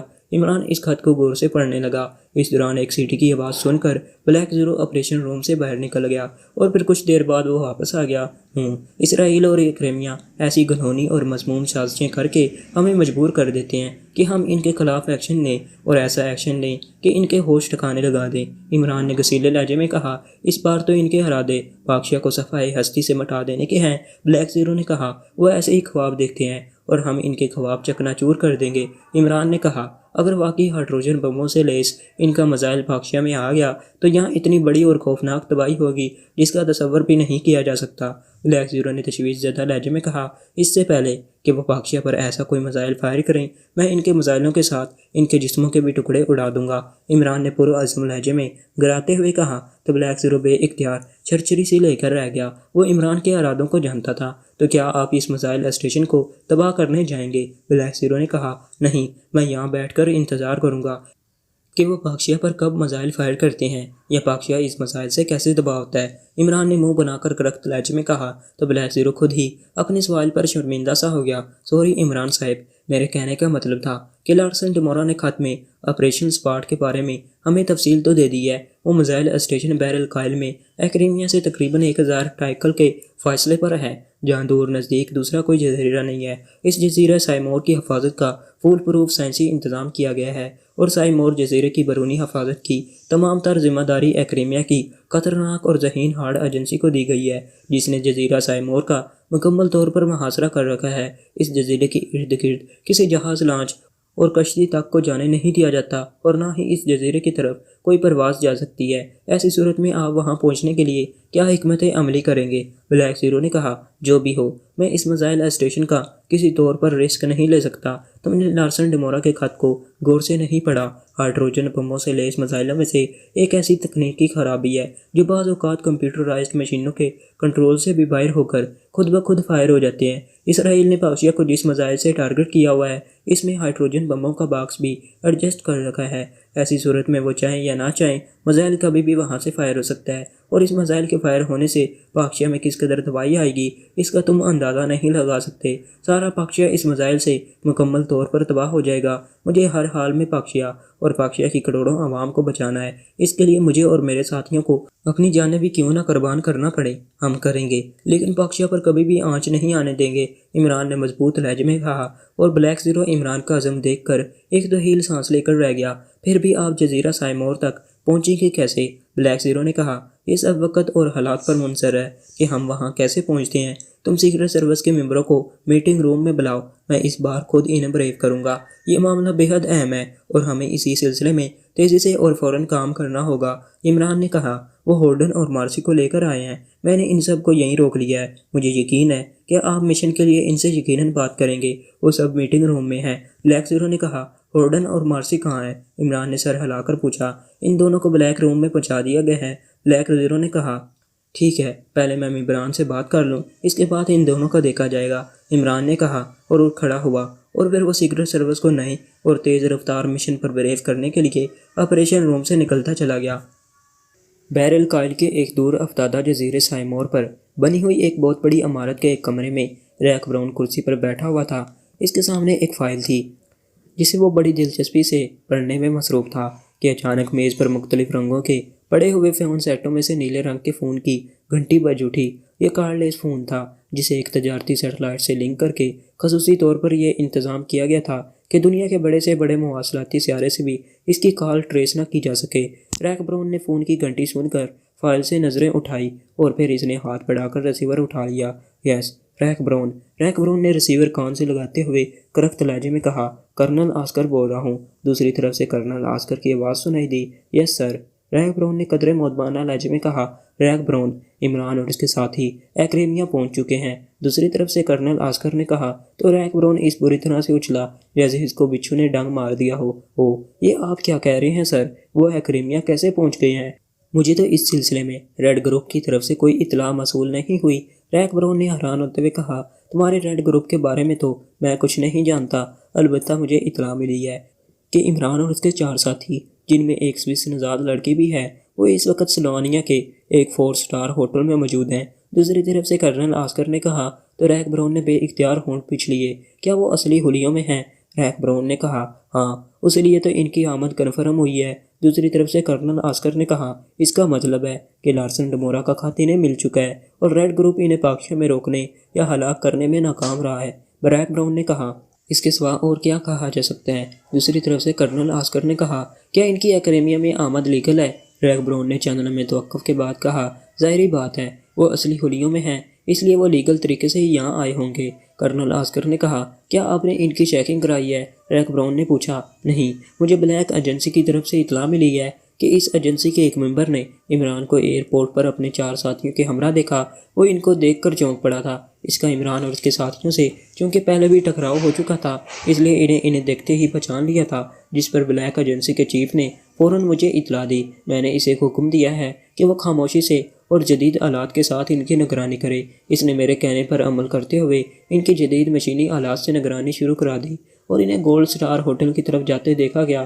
وہاں انکوائری کے ذریعے معلوم ہوا ہے کہ ان کے کمرے وہاں پہلے سے ہی بک تھے۔ دوسری طرف سے کرنل آسکر نے کہا، آپ کا کیا اندازہ ہے وہ یہاں کیوں آئے ہیں؟ ریک براؤن نے پوچھا، کیا تم نہیں جانتے کہ وہ یہاں کیوں آئے ہیں؟ کرنل آسکر نے ناخوشگوار سے لہجے میں کہا، میرا مطلب ہے اگر انہیں ڈی پی میزائل اسٹیشن کی حقیقت کا علم ہو چکا ہے تو ان کے ایکیڈیمیا میں آنے کا کیا مقصد ہو سکتا ہے؟ ریک براؤن نے وضاحت کرتے ہوئے کہا، عمران بے حد چالاک اور خطرناک انسان ہے۔ اگر اسے سائمور جزیرے کی حقیقت کا علم ہو چکا ہے تو وہ ایکیڈیمیا میں ان ذرائع کو تلاش کرنے کی کوشش کرے گا جس کا جزیرہ سائمور سے کوئی بھی لنک ہو سکتا ہے۔ بظاہر تو جزیرہ سائمور کی طرف کوئی جہاز، کوئی لانچ اور کوئی طیارہ نہیں جاتا، لیکن بہرحال وہاں پر ہر قسم کی سپلائی ایکیڈیمیا سے ہی اسپیشل آبدوزوں سے کی جاتی ہے جس کا مرکز سلوانیہ میں ہی ہے۔ دوسری طرف سے کرنل آسکر نے جواب دیا، آپ کے کہنے کا مطلب ہے کہ عمران اور اس کے ساتھی اگر جزیرہ سائمور کی طرف آئے تو وہ سپلائی لانے والی آبدوزوں کو استعمال کریں گے۔ ریک براؤن نے کہا، وہ کوئی بھی راستہ اختیار کر سکتے ہیں۔ تم جزیرہ سائمور کی سیکیورٹی ٹائٹ کر دو، اس طرف آنے والی تمام سپلائر آبدوزوں کو فی الوقت روک دو اور کسی بھی راستے کو فری نہ کرو جس کا فائدہ اٹھا کر عمران اور اس کے ساتھی جزیرہ سائمور پہنچ سکے۔ کرنل آسکر نے کہا، آپ بے فکر رہیں سر، عمران اور اس کے ساتھی لاکھ کوشش کر لیں مگر وہ جزیرہ سائمور نہیں پہنچ سکتے۔ آپ نے اچھا کیا کہ مجھے ان کے بارے میں انفارم کر دیا ہے۔ میں ایکیڈیمیا میں ہارڈ ایجنسی کے تمام سیکشن اور گروپس ان کے پیچھے لگا دوں گا۔ وہ میرے ساتھیوں کے ہاتھوں زندہ نہیں بچ سکیں گے۔ یہ مشن ان کے لیے ڈیتھ مشن ثابت ہوگا۔ موت کے سوا اس بار ان کے ہاتھ کچھ نہیں آئے گا۔ ریک براؤن نے کہا، اس کے لہجے میں بے پناہ صفاقی کا عنصر تھا۔ تم نے جو کرنا ہے کرو، میں تمہارے کسی معاملے میں دخل نہیں دوں گا۔ میں بس اتنا چاہتا ہوں کہ عمران اور اس کے ساتھی کسی بھی صورت میں جزیرہ سائمور نہ پہنچنے پائیں۔ اس بار واقعی انہیں سوائے ناکامی اور موت کی کچھ حاصل نہ ہو سکے۔ کرنل آسکر نے کہا، ایسا ہی ہوگا سر، آپ مجھ پر اور میری ہارڈ ایجنسی پر اعتماد رکھیں۔ ریک براؤن نے کہا، okay, wish you all the best. Colonel Oscar نے کہا، thank you sir. Rick Brown نے کہا تو دوسری طرف سے کرنل آسکر نے فون بند کر دیا۔ عمران اور اس کے 4 ساتھی واقعی اس بار ایکیڈیمیا ہلاک ہونے کے لیے آئے ہیں۔ وہ میری پاور فورس کے بارے میں کچھ نہیں جانتے۔ میرے ساتھی انہیں معمولی چونٹیوں کی طرح مسل کر رکھ دیں گے۔ ریک براؤن نے ریسیور کریڈل پر رکھ کر غصے سے بڑبڑاتے ہوئے کہا۔ چند لمحے وہ سوچتا رہا، پھر اس نے اسی فون کا ریسیور اٹھایا اور چند نمبر پریس کر کے ریسیور کان سے لگا لیا۔ Hard club. رابطہ قائم ہوتے ہی دوسری طرف سے ایک گراتی ہوئی آواز سنائی دی، چیف سپیکنگ۔ ریک براؤن نے گراتے ہوئے کہا، او یس چیف، گورڈن بول رہا ہوں چیف۔ حکم چیف۔ دوسری طرف سے یک لقت بکھلائے ہوئے اور مودبانہ لہجے میں کہا گیا، سارٹن کہاں ہے؟ میری اس سے بات کراؤ۔ ریک براؤن نے اسی لہجے میں کہا، باس یہی ہے چیف، میں ابھی بات کراتا ہوں چند سیکنڈ میں۔ دوسری طرف سے گورڈن نے فوراً کہا۔ پھر فون میں ہلکی سی کڑکڑاہٹ کی آواز سنائی دی، یس چیف، سارٹن بول رہا ہوں۔ دوسری طرف سے انتہائی مودبانہ لہجے میں نئی آواز سنائی دی، سارٹن علی عمران اور اپنے 4 ساتھیوں کے ساتھ ایکیڈیمیا کی ریاست سلوانیہ میں پہنچ چکا ہے۔ ریک براؤن نے کہا، او یہ کب کی بات ہے اور وہ کہاں ہے؟ دوسری طرف سے سارٹن نے بری طرح سے چونکتے ہوئے کہا۔ تو ریک براؤن نے اسے کرنل آسکر کی بتائی ہوئی تمام معلومات فراہم کر دیں۔ تم سب سے پہلا کام تو یہ کرو کہ last time search machine on کر دو اور اس مشین میں ریڈ گروپ کے ہولڈن اور مارسی کے مخصوص کوڈ فیڈ کرو اور دیکھو وہ پاکشے میں کہاں اور کس پوزیشن میں ہے۔ اگر ان دونوں کو آف کر دیا گیا ہے تو تم فوراً اپنے سیکشن کو لے کر حرکت میں آ جاؤ۔ عمران اور اس کے ساتھیوں کو سلوانیہ سے بچ کر نہیں نکلنا چاہیے۔ ریک براؤن نے تیز لہجے میں کہا، اوکے چیف، میں یہ دونوں کام کر لوں گا۔ دوسری طرف سے سارٹن نے جواب دیتے ہوئے کہا، تمہیں عمران اور اس کے ساتھیوں کے خلاف پوری طاقت سے اور بھرپور انداز میں آپریشن کرنا ہوگا۔ یہ کام فوراً اور یقینی ہونا چاہیے، بالکل بے داغ انداز میں، ورنہ تم جانتی ہو کہ تم سمیت تمہارا سارا سیکشن زمین میں دفن کر دیا جائے گا۔ ریک براؤن نے گراتے ہوئے کہا، آپ بے فکر رہیں باس، سارٹن اپنی ڈیوٹی سمجھتا ہے۔ دوسری طرف سے کہا گیا تو ریک براؤن نے فون کا ریسیور رکھ دیا۔ اب اس کے چہرے پر گہرے اطمینان کے تاثرات نمایاں تھے۔ عمران نے اپنے 4 ساتھیوں جولیا، صفدر، تنویر اور کیپٹن شکیل کے ہمراہ ایکیڈیمیا کی ریاست سلوانیہ کے ایک 4 سٹار ہوٹل گولڈ سٹار میں موجود تھے۔ وہ سب 2 گھنٹے قبل پاکشا سے یہاں پہنچے تھے۔ ایئرپورٹ پر ایکیڈیمیا کے اسپیشل فارن ایجنٹ مائیکل نے انہیں ریسیو کیا تھا اور پھر وہ سب مائیکل کے ساتھ اس ہوٹل میں پہنچ گئے تھے۔ وہ سب اصلی چہروں میں تھے۔ عمران جان بوجھ کر اپنے اصلی نام اور حلیے میں اپنے ساتھیوں سمیت یہاں پہنچا تھا۔ لارسن ڈمورا کے خط میں اسے تمام معلومات مل گئی تھیں۔ اس نے فوری طور پر اس میزائل اسٹیشن کو تباہ کرنے کا پروگرام بناتے ہوئے ممبران کو بریف کیا تھا اور پھر وہ ان کے ساتھ فوری طور پر ایکیڈیمیا کے لیے روانہ ہو گیا تھا۔ اس نے ہارڈ ایجنسی کے بارے میں ریڈ گروپ کے 2 ممبران ہولڈن اور مارسی سے معلومات حاصل کرنے کی کوشش کی تھی، لیکن ان سے انہیں زیادہ معلومات حاصل نہ ہو سکی تھیں۔ ہولڈن نے عمران کو صرف اتنا بتایا تھا کہ ہارڈ ایجنسی کے بے شمار سیکشن ہیں جو پورے ایکریمیا میں پھیلے ہوئے ہیں، اور ان کا چیف ریک براؤن ہے جو بے حد شفاق، بے رحم اور انتہائی سنگ دل انسان ہے۔ ریک براؤن زیادہ تر انڈر گراؤنڈ رہتا ہے، البتہ اس کے مین سیکشن نہ صرف متحرک رہتے ہیں بلکہ وہ کھلے عام کام کرتے ہیں۔ ان کے پورے ملک میں بے پناہ ساکھ ہے اور وہ ایکریمیا کے سب سے بڑے اور فعال سیکشن سمجھے جاتے ہیں۔ ان میں سے چند سیکشنز کے بارے میں بھی ہولڈن سے عمران نے معلومات اگلوا لی تھی اور پھر اس نے ان دونوں کو وہیں گولیاں مار کر ہلاک کر دیا تھا۔ اس کے بعد اس نے بلیک زیرو کو فوری طور پر ایکریمیا جانے کے لیے کاغذات اور پاسپورٹ تیار کرانے کا کہا تھا، اور پھر وہ اسی شام ایکریمیا کے لیے روانہ ہو گئے تھے۔ وہ سب ایک کمرے میں بیٹھے ہوئے تھے، میز پر فون موجود تھا اور وہ کافی پینے میں مصروف تھے۔ میری سمجھ میں نہیں آ رہا، اگر ہمارا مشن جزیرہ سائمور کا ہے تو ہم اس جزیرے سے اتنی دور یہاں کیا کر رہے ہیں؟ اچانک تنویر نے کہا۔ بڑے اطمینان سے بیٹھے کافی پی رہے تھے۔ کافی بھی مزیدار ہے، میرا تو جی چاہتا ہے کہ میں یہیں بیٹھا رہوں اور کافی پیتا رہوں، عمران نے کہا۔ اور مشن کا کیا ہوگا؟ جولیا نے اسے غصے سے گھورتے ہوئے کہا۔ اس کا جو بھی ہوگا اچھا ہی ہوگا، تم کیوں فکر کرتی ہو؟ عمران نے کہا۔ کیا اس مشن کی آپ ہمیں تفصیل بتانا پسند کریں گے عمران صاحب؟ صفدر نے کہا۔ اس نے پہلے بھی کچھ بتایا ہے جو اب بتائے گا، تنویر نے منہ بنا کر کہا۔ میرا خیال ہے عمران صاحب مائیکل کا انتظار کر رہے ہیں، شاید وہ کوئی انفارمیشن حاصل کرنے گیا ہے۔ کیپٹن شکیل نے کہا۔ کون سی انفارمیشن؟ سب کچھ تو معلوم ہے کہ سائمور جزیرے پر ہائیڈروجن بموں سے لیس ایک ایسا میزائل اسٹیشن بنایا گیا ہے جس سے دنیا کے تمام اسلامی ممالک کو نشانہ بنایا جا سکتا ہے، اور ان میں ایک میزائل ایسا ہے جس میں ہائیڈروجن بموں سے لیس باکس کو بھی فکسڈ کر دیا گیا ہے جسے کبھی بھی اسرائیل اور ایکریمیا پاکشیا پر فائر کر سکتے ہیں۔ ہمیں ہر حال میں اس میزائل اسٹیشن کو تباہ کرنا ہے تاکہ اسرائیل اور ایکریمیا کے خواب چکنا چور ہو جائیں، جولیا نے کہا۔ لیکن مس جولیا، یہ بھی تو دیکھیں کہ جزیرہ سائمور تک جانے کے لیے ہمارے پاس کوئی پراپر وے بھی تو نہیں ہے۔ جب تک ہمیں کوئی پراپر وے نہیں مل جاتا ہم وہاں کیسے جا سکتے ہیں؟ کیپٹن شکیل نے کہا۔ تو کیا مائیکل وہاں جانے کے لیے ہمارے لیے کسی پراپر وے کو تلاش کر رہا ہے؟ تنویر نے کہا۔ ہاں، میں نے اس کے ذمہ لگایا ہے کہ وہ چیک کرے اور بتائے کہ اس مسائل اسٹیشن میں سپلائی کیسے اور کن ذرائع سے کی جاتی ہے۔ اس جزیرے پر کوئی جہاز، لانچ یا طیارہ تو نہیں جا سکتا، لیکن وہاں انسانی آمد و رفت، خوراک، صاف پانی کے ساتھ ساتھ مسائل اسٹیشن میں استعمال ہونے والی ضروریات اور دیگر چیزوں کی سپلائی یقیناً پہنچتی رہتی ہے، اور ہولڈن سے مجھے جو معلومات ملی ہیں ان کے مطابق یہ تمام سپلائیاں سلوانیہ سے ہی کی جاتی ہیں، اور یہ تمام تر سپلائیاں اس ریاست کے ساحل سے بذریعہ آبدوز کی جاتی ہیں۔ مائیکل ان ذرائع کی تلاش میں ہے کہ وہ آبدوز کہاں ہوتی ہیں اور اس تک کس طریقے سے سپلائیاں لی جائی جاتی ہیں، اور یہ کہ اس کے علاوہ ان کے اور سورسز کیا ہیں، عمران نے سنجیدگی سے کہا۔ اور اس سے پہلے کہ اس سے کوئی اور سوال کرتا اچانک فون کی گھنٹی بج اٹھی تو عمران نے ہاتھ بڑھا کر ریسیور اٹھا لیا۔ یس، Ali Imran MSc DSc action پردیسی بول رہا ہوں، عمران نے کہا تو اس کے ساتھیوں کے ہونٹوں پر بے اختیار مسکراہٹ آ گئی۔ عمران صاحب، مائیکل بول رہا ہوں، دوسری طرف سے مائیکل کی آواز سنائی دی۔ تو بولو بھائی، یہ تمہارا ملک ہے، تمہاری زبان ہے، جتنا جی چاہے بولو، میں تمہیں بولنے سے بھلا کیسے منع کر سکتا ہوں؟ میں تو کیا، میرا کوئی ساتھی بھی تمہیں بولنے سے نہیں روک سکتا، عمران نے کہا۔ عمران صاحب، آپ جس قدر جلد ممکن ہو سکے اس ہوٹل کو چھوڑ دیں، دوسری طرف سے مائیکل نے کہا۔ کیوں بھائی، کیا اس ہوٹل میں چوہے گھس آئے ہیں جن سے طاعون پھیلنے کا خدشہ لاحق ہو گیا ہے جو تم ہمیں فوری طور پر ہوٹل چھوڑنے کا حکم دے رہے ہو؟ عمران نے کہا۔ عمران صاحب، مجھے معلومات ملی ہیں کہ ہارڈ کلب کا سارٹن، جو کہ ہارڈ ایجنسی کے ایک سیکشن کا انچارج ہے، آپ اور آپ کے ساتھیوں کی کلنگ کے لیے نکل چکا ہے۔ وہ بہت جلد گولڈ سٹار ہوٹل میں پہنچ جائے گا، اور اس جیسے شفاق اور بے رحم انسان سے کوئی بعید نہیں کہ وہ آپ اور آپ کے ساتھیوں کو ہلاک کرنے کے لیے اس سارے ہوٹل کو ہی اڑا دے۔ اس لیے آپ جس قدر جلد ہو سکے اس ہوٹل سے نکل جائیں اور مجھے بلیو کالونی میں آ کر ملیں، میں وہیں آپ کا منتظر رہوں گا۔ دوسری طرف سے مائیکل نے رکے بغیر کہا تو عمران کے چہرے پر سنجیدگی کے تاثرات نمایاں ہو گئے۔ تو آخر بوتل سے جن نکل ہی آیا ہے، عمران نے کہا۔ کیا مطلب؟ میں سمجھا نہیں، بوتل سے جن نکلنے سے آپ کی کیا مراد ہے؟ دوسری طرف سے مائیکل نے چونکتے ہوئے کہا۔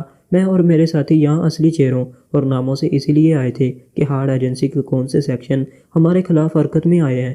میں ان کے توسط سے کوئی ایسا لائے عمل ترتیب دینا چاہتا تھا کہ ہمیں کسی طرح سائمور جزیرے تک رسائی حاصل ہو سکے، اور تم نے یہ کام میرے لیے کسی حد تک آسان کر دیا ہے کہ ہمارے استقبال کے لیے ہارڈ ایجنسی کا کوئی سیکشن حرکت میں آ گیا ہے، اور وہ سیکشن سارٹن کا ہے۔ عمران نے کہا، تو کیا آپ اس سیکشن کا سہارا لے کر جزیرہ سائمور تک پہنچنا چاہتے ہیں؟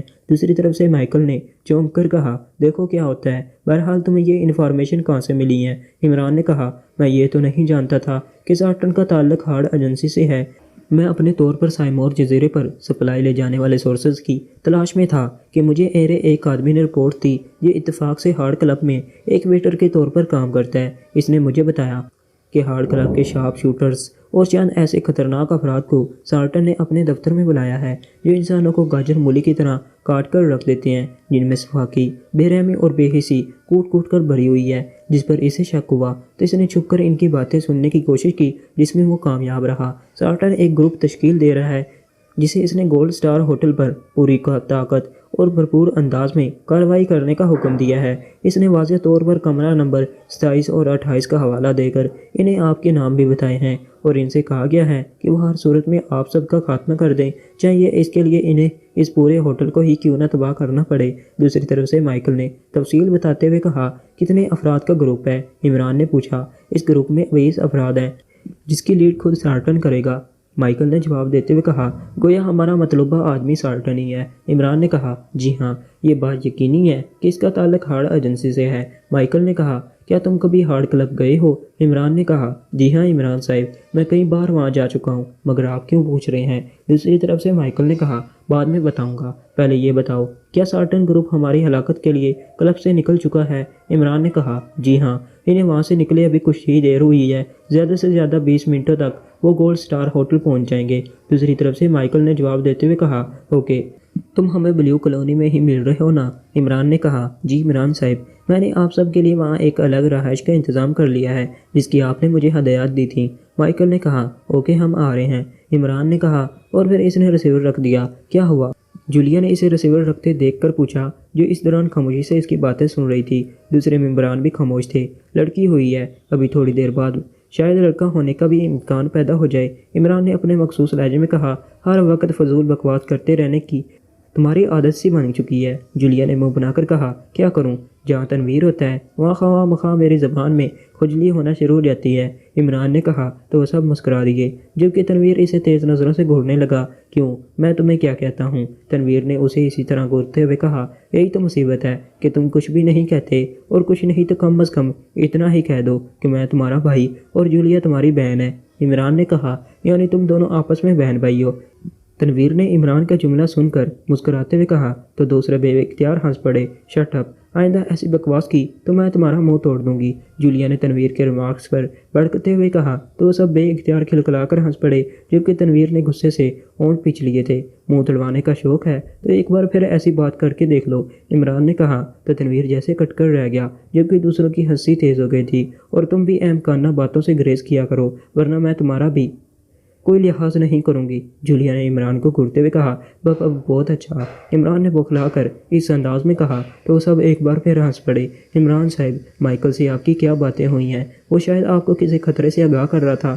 صفدر نے عمران کو سنجیدہ کرنے کی کوشش کرتے ہوئے کہا، ہاں، اس نے کہا ہے کہ اس نے مولوی اور چوہاروں کا بندوبست کر لیا ہے، ہمیں فوراً اس کے پاس پہنچ جانا چاہیے۔ عمران بھلا آسانی سے کہاں باز آنے والا تھا؟ پھر بکواس کی تم نے؟ جولیا نے اسے مصنوعی غصے سے گھورتے ہوئے کہا، لو بھلا، مولوی اور چوہاروں کا بندوبست کرنا بکواس ہوتا ہے؟ یہ تو خوشی کی بات سمجھی جاتی ہے، کیوں تنویر؟ عمران نے کہا تو وہ سب ایک بار پھر کلکلا کر ہنس پڑے، جبکہ تنویر اسے کھا جانے والی نظروں سے گھور رہا تھا۔ پلیز عمران صاحب، اب سنجیدہ ہو جائیں اور ہمیں بتائیں کیا معاملہ ہے؟ کیپٹن شکیل نے کہا، مولوی صاحب کو بلوانے اور چوہارے باڑنے سے تمہارے خیال میں کیا معاملہ ہو سکتا ہے؟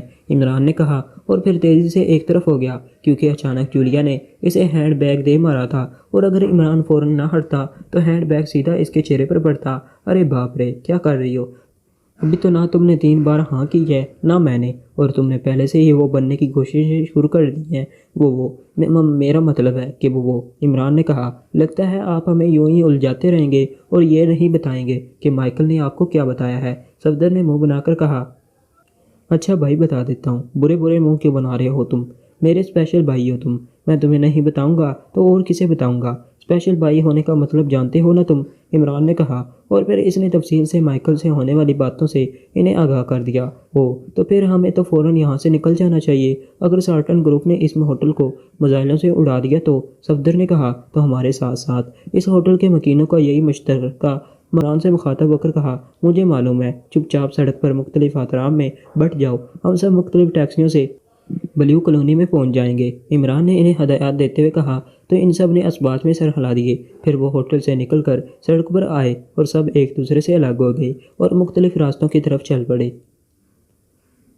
سارٹن ایک مضبوط جسم اور خوفناک چہرے والا نوجوان آدمی تھا۔ وہ ہارڈ ایجنسی کے ایک سیکشن کا انچارج تھا جس کا کام انڈر ورلڈ کی تنظیموں پر گہری نظر رکھنا اور ان کی پینچ گنی کرنا تھا۔ بظاہر اس نے ایک کلب بنا رکھا تھا جس کا نام ہارڈ کلب تھا۔ وہاں ہر قسم کا غیر قانونی کام ہوتا تھا، مگر اس کلب کی آڑ میں اس نے انڈر ورلڈ میں بے پناہ رسائی حاصل کر رکھی تھی اور اسی بات کا فائدہ اٹھا کر وہ آسانی سے ان کے خلاف کارروائیاں کرتا تھا۔ کسی کو اس بات کا علم نہیں تھا کہ سارٹن کا تعلق کسی سرکاری ایجنسی سے ہے۔ سارٹن نے جن ایجنٹس کو اپنے کلب میں رکھا ہوا تھا وہ بے حد منجے ہوئے اور ہر قسم کے حالات کا مقابلہ کرنے کی اہلیت رکھتے تھے۔ ان کے پاس استعمال کرنے کے لیے ہر قسم کا اسلحہ تھا اور وہ جب بھی کسی کارروائی کے لیے نکلتے تھے تو اپنا حلیہ بدل لیتے تھے۔ وہ مجرموں کے سامنے سرکاری حیثیت سے آتے، اپنی کارروائی مکمل کرتے اور دوبارہ اپنی پہلی پوزیشن میں آ جاتے تھے تاکہ ان کی کوئی حقیقت نہ جان سکے کہ ان کا اصل تعلق سرکاری ہارڈ ایجنسی سے ہے۔ سارٹن اس وقت ہارڈ کلب کے آفس میں بیٹھا ہوا تھا کہ اچانک پاس پڑے ہوئے فون کی گھنٹی بج اٹھی۔ اس نے چونک کر فون کی طرف دیکھا اور فوراً ہاتھ بڑھا کر ریسیور اٹھا لیا۔ یس، اس نے گھراٹ بڑے لہجے میں کہا، جیکر کی کال ہے سر۔ دوسری طرف سے اس کی لیڈی سیکرٹری نے مترنم لہجے میں کہا۔ تو سارٹن چونک پڑا، بات کراؤ، سارٹن نے اپنے مخصوص لہجے میں کہا۔ اس نے چیف کے حکم پر فوری طور پر عمران اور اس کے ساتھیوں کو ہوٹل گولڈ سٹار میں جا کر ہلاک کرنے کے لیے گروپ تیار کیا تھا۔ 20 افراد کو وہ ہر قسم کے اسلحے سے لیس کر کے فوری طور پر وہاں جا پہنچا تھا۔ ہوٹل میں اس کا ایک مخبر تھا جسے اس نے چیف کے بتائے ہوئے کمروں میں موجود 5 افراد کی نگرانی پر لگا دیا تھا۔ اس کا ارادہ تھا کہ وہ جا کر میزائلوں سے اس پورے ہوٹل کو ہی اڑا دے گا جس میں عمران اور اس کے ساتھی موجود تھے۔ جب وہ ہوٹل کے قریب پہنچا اور اس نے اپنے مخبر سے معلوم کیا کہ عمران اور اس کے ساتھی ہوٹل میں موجود ہیں یا نہیں، تو اس کے مخبر نے اسے بتایا کہ ان کے آنے سے چند لمحے قبل عمران اور اس کے چاروں ساتھی وہاں سے نکل چکے ہیں اور وہ ہوٹل سے نکل کر الگ الگ سمتوں میں کہیں چلے گئے ہیں، جن میں سے ایک کا اس نے تعقب کرنے کی کوشش کی تھی، مگر شاید اسے اپنے تعقب کا علم ہو گیا تھا اور وہ آدمی سڑک کے دوسرے کنارے مختلف گلیوں میں گھس کر نہ جانے کہاں غائب ہو گیا۔ عمران اور اس کے ساتھیوں کا ہوٹل سے نکلنے کا سن کر سارٹن کو بے حد غصہ آیا تھا۔ اس نے اپنے تمام ساتھیوں کو چاروں طرف پھیلا دیا تھا تاکہ وہ عمران اور اس کے دیگر ساتھیوں کو تلاش کر سکیں، لیکن تاحال ان کا کچھ پتہ نہیں چل رہا تھا۔ سارٹن غصے اور پریشانی کے عالم میں واپس کلب پہ آ گیا تھا۔ اس نے کلب میں آتے ہی اپنے گروپ کے باقی افراد کو بھی عمران اور اس کے ساتھیوں کی تلاش کا کام سونپ دیا تھا۔ اسے صاف اندازہ ہو رہا تھا کہ ان کے پہنچنے سے پہلے عمران اور اس کے ساتھیوں کا نکل جانا کم از کم اتفاق نہیں ہو سکتا، اور پھر ہوٹل سے نکل کر جس طرح وہ سب الگ الگ سمتوں میں گئے تھے، اور اس کے علاوہ اس کے ساتھی نے جب ان میں سے کسی کا تعاقب کرنا چاہا تو وہ بھی اسے ڈاش دیکھ کر نکل جانے میں کامیاب ہو گیا، جس سے سارٹن کو اندازہ ہو رہا تھا کہ عمران اور اس کے ساتھیوں کو یقیناً کسی نے اس کے بات کی خبر دے دی ہوگی کہ وہ اپنے ساتھیوں کے ساتھ انہیں ہلاک کرنے کے لیے آ رہا ہے۔ اس لیے ان کے پہنچنے سے پہلے ہی عمران اپنے ساتھیوں کو لے کر وہاں سے نکل گیا تھا، لیکن اس کے بارے میں عمران کو کس نے انفارم کیا ہوگا، وہ جو کوئی بھی تھا، کم از کم سارٹن کا خیر خواہ نہیں ہو سکتا تھا۔ سارٹن اس انفارمر کے بارے میں بھی پتہ چلانا چاہتا تھا، جس کے لیے اس نے اپنے چند دوسرے آدمیوں کو یہ ذمہ داری سونپ دی تھی۔ جیکر انہی افراد میں سے ایک تھا، جس کا نام سن کر سارٹن بے اختیار چونک پڑا تھا۔ ہیلو، جیکر بول رہا ہوں۔ دوسری طرف سے جیکر کی آواز سنائی دی۔ سارٹن ہیئر، سارٹن نے مخصوص لہجے میں کہا۔ باس، میں نے اس انفارمر کو پتہ چلا لیا ہے جس نے ہمارے گروپ کے آنے کی اطلاع دے دی تھی، اور عمران فوری طور پر اپنے ساتھیوں کو لے کر ہوٹل گولڈ سٹار سے نکل گیا تھا۔ دوسری طرف سے جیکر نے کہا، گڈ، کون ہے اور کہاں ہے وہ؟ سارٹن نے آنکھیں چمکاتے ہوئے کہا، اس کا نام راجر ہے باس، اور وہ آپ کے پاس کلب میں ایک ویٹر کا کام کرتا ہے۔ دوسری طرف سے جیکر نے کہا تو سارٹن بے اختیار چونک پڑا۔ راجر، سارٹن کے منہ سے نکلا۔ یس بوس۔ دوسری طرف سے جیکر نے کہا، تمہیں اس کے بارے میں کیسے معلوم ہوا ہے کہ وہ غدار ہے؟ اور انفارمیشن اس کے ذریعے سے عمران تک پہنچی تھی۔ سارٹن نے ہونٹ پیچتے ہوئے کہا، میں نے ہوٹل گولڈ سٹار میں جا کر ان کے ایکسچینج سے رابطہ کیا تھا۔ انہوں نے مجھے بتایا کہ کچھ دیر قبل کمرہ نمبر 27 میں سے ایک کال ٹرانسفر کی گئی تھی۔ کمرہ نمبر 27 اور 28 کی کالیں ٹیپ کرنے کے لیے انہیں آپ کی طرف سے پہلے ہی ہدایات پہنچ چکی تھیں، اس لیے انہوں نے اس کال کو ٹیپ کر لیا تھا۔ اس ٹیپ کو میں نے خود سنا تھا جس میں کسی مائیکل نے عمران سے بات کی تھی۔ مائیکل نے ہی عمران کو آپ کے گروپ کے بارے میں انفارم کیا تھا۔ مائیکل نے عمران کو یہ بتایا تھا کہ اسے یہ ساری معلومات ہارڈ کلب میں موجود اس کے ایک ساتھی نے دی ہیں جو وہاں ویٹر ہے۔ مائیکل نے اس ویٹر کا نام تو نہیں لیا تھا، لیکن جب مجھے معلوم ہوا کہ انفارمر ہارڈ کلب کا ایک ویٹر ہے تو میں نے فوری طور پر کلب پہنچ کر ویٹروں اور دوسری انتظامیہ سے انکوائری کی۔ تب مجھے معلوم ہوا کہ راجر نامی ایک ویٹر کو خاص طور پر آپ کے آفس کے ارد گرد دیکھا گیا تھا۔ جب میں نے راجر کے بارے میں معلوم کیا تو پتہ چلا کہ وہ آپ اور آپ کے گروپ کے نکلتے ہی کلب سے چلا گیا تھا۔ اس کا ٹھکانہ معلوم کر کے میں فوری طور پر اس کی رہائش گاہ تک پہنچا، مگر اس کے بارے میں کچھ معلوم نہ ہو سکا۔ وہ شاید یہاں سے نکل گیا ہے۔ بہرحال میں نے اس کی رہائش گاہ کے گرد خفیہ سیکیورٹی تعینات کر دی ہے۔ اگر وہ اس طرف آیا تو اسے فوراً قابو کر لیا جائے گا۔ دوسری طرف سے جیکر نے تفصیل بتاتے ہوئے کہا، ویری بیڈ، صرف ایک ویٹر کی وجہ سے عمران اور اس کے ساتھی ہمارے ہاتھوں سے نکل گئے۔ یہ ہمارے لیے واقعی ایک بیڈ نیوز ہے۔ سارٹن نے ہونٹ کھینچتے ہوئے کہا، نو سر، عمران اور اس کے ساتھی ہمارے ہاتھوں سے نہیں نکلے، وہ جہاں ہیں اب بھی وہ ہماری نظروں میں ہیں۔ دوسری طرف سے جیکر نے کہا، اور اس کی بات سن کر سارٹن حقیقتاً اچھل پڑا۔ کیا کہا تم نے؟ عمران اور اس کے ساتھی تمہاری نظروں میں ہیں؟ سارٹن نے تقریباً چیختے ہوئے کہا۔ اس کے لہجے میں بے پناہ حیرت اور مسرت کا ملا جلا عنصر تھا۔ یس بوس، ٹیپ فون میں مائیکل نامی شخص نے عمران اور اس کے ساتھیوں کو بلیو کالونی آنے کا کہا تھا۔ میں نے فوراً بلیو کالونی میں اپنے آدمی بھیج دیے تھے۔ انہوں نے بلیو کالونی میں جب انکوائری کی تو انہیں معلوم ہوا کہ عمران اور اس کے ساتھ 4 ساتھی، جن میں ایک سوئس نژاد لڑکی بھی شامل ہے، الگ الگ ٹیکسیوں میں اس طرف آئے تھے۔ بلیو کالونی کے کارنر پر کافی دیر سے ایک اسٹیشن ویگن کھڑی تھی جس میں ڈرائیونگ سیٹ پر صرف ایک شخص تھا۔ وہاں موجود افراد نے بتایا کہ مختلف ٹیکسیوں میں آنے والے وہ 5 افراد اس اسٹیشن ویگن میں سوار ہو گئے تھے اور پھر وہ اسٹیشن ویگن انہیں لے کر ایک طرف روانہ ہو گئی۔ مزید معلومات پر ہمیں اس اسٹیشن ویگن کا ماڈل اور اس کا نمبر بھی معلوم ہو گیا، جس پر میرے ساتھیوں نے اس اسٹیشن ویگن کو تلاش کرنا شروع کر دیا۔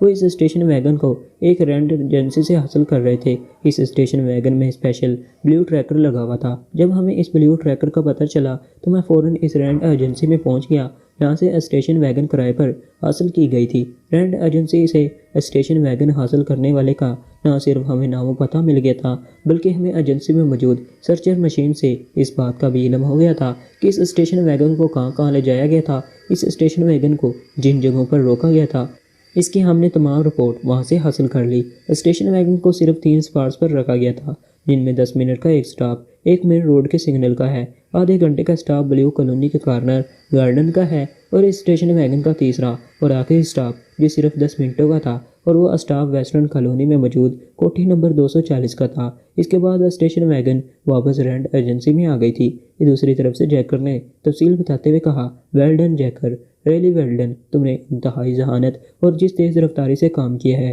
اس کے لیے تم واقعی بے پناہ تعریف کے مستحق ہو۔ تم نے جو تفصیل بتائی ہے اس کا مطلب ہے کہ عمران اور اس کے ساتھی ویسٹرن کالونی کی کوٹھی 240 میں موجود ہیں۔ سارٹن نے خوش ہوتے ہوئے کہا، یس بوس، وہ سب وہی ہیں۔ دوسری طرف سے جیکر نے اپنی تعریف سن کر خوش ہوتے ہوئے کہا، good show, really very good show. ان کی نگرانی کا تم نے کیا انتظام کیا ہے؟ سارٹن نے پوچھا۔ میرے آدمی وہی ہیں باس، انہوں نے اس کوٹھی کا محاصرہ کر رکھا ہے۔ ان کی نظروں میں آئے بغیر نہ کوئی اس کوٹھی میں جا سکتا ہے اور نہ باہر آ سکتا ہے۔ جیکر نے جواب دیتے ہوئے کہا، گڈ، ویری گڈ، کیا وہ مسئلہ ہے؟ سارٹن نے پوچھا۔ یس بوس، ہمارے تمام ساتھی مسئلہ ہیں، جیکر نے جواب دیا۔ کتنی تعداد میں ہیں وہ؟ سارٹن نے پوچھا۔ ان کی تعداد 6 ہیں باس۔ جیکر نے کہا، 6 افراد تو ان کے لیے ناکافی ہیں، ہمیں فوراً ان کا فول پروف گھراؤ کرنا ہوگا۔ تم کہاں ہو اس وقت؟ سارٹن نے پوچھا۔ میں کلب میں ہی ہوں باس، آپ کو خاص طور پر یہاں اطلاع دینے کے لیے آیا تھا۔ میں آپ کے آفس میں آنا چاہتا تھا، مگر مجھے معلوم ہوا تھا کہ آپ کچھ مصروف ہیں اور آپ نے کسی کو بھی آفس میں آنے کے لیے منع کر رکھا ہے، اس لیے میں آپ کو فون پر اطلاعات دے رہا ہوں۔ جیکر نے کہا، نہیں، میں مصروف نہیں تھا، میں عمران اور اس کے ساتھیوں کا ہاتھوں سے نکل جانے پر پریشان تھا، اس لیے میں نے آفس میں کسی کو بھی آنے سے منع کر دیا تھا۔ بہرحال تم وہیں رکو، میں آ رہا ہوں۔ عمران اور اس کے ساتھیوں کے خلاف آپریشن میں حصہ لینے کے لیے میں تمہارے ساتھ خود جاؤں گا۔ سارٹن نے کہا، اوکے سر، میں انتظار کر رہا ہوں۔ دوسری طرف سے جیکر نے کہا، اور سارٹن نے ریسیور رکھ دیا۔ اس کے چہرے پر بے پناہ مسرت کے تاثرات تھے عمران کے بارے میں کہ وہ کہاں ہے۔ وہ واقعی پریشان تھا، لیکن اب جیکر کی اطلاع ملتے ہی اس کی ساری پریشانی کافور ہو گئی تھی۔ اس نے فوراً اپنے سیکشن کے ریڈ گروپ کو تیار کرنے کا حکم دیا اور پھر وہ اٹھا اور پھر نہایت تیزی سے اٹھ کر کمرے سے نکلتا چلا گیا۔ عمران اور اس کے ساتھیوں کو اپنے ہاتھوں سے ہلاک کرنے کے لیے اسے جسے پار لگ گئے تھے، وہ نہایت تیز رفتاری سے کمرے سے نکلا تھا اور پھر اسی تیزی سے کلب کے اس حصے کی طرف بڑھتا چلا گیا جہاں جیکر اس کا منتظر تھا۔ میرا خیال ہے کہ ہم سے غلطی ہو گئی ہے، عمران نے کہا تو اس کے ساتھی بے اختیار چونک کر اس کی طرف دیکھنے لگے۔ کیسی غلطی؟ جولیا نے چونک کر کہا۔ وہ اس وقت ویسٹرن کالونی کی ایک فرنچ کاؤنٹی میں تھے۔ وہ سب الگ الگ ٹیکسیوں میں سوار ہو کر بلیو کالونی پہنچے تھے جہاں ایک پارک کے پاس ایک اسٹیشن ویگن موجود تھی۔ سب سے پہلے عمران وہاں پہنچا تھا۔ اس نے اسٹیشن ویگن کے پاس ایک نوجوان کو دیکھا جو میک اپ میں تھا۔ عمران نے اس نوجوان کو فوراً پہچان لیا، وہ فوراً ایجنٹ مائیکل تھا۔ تھوڑی دیر بعد جب باقی ممبران وہاں پہنچے تو عمران نے ان سب کو اس اسٹیشن ویگن میں سوار ہونے کا کہا۔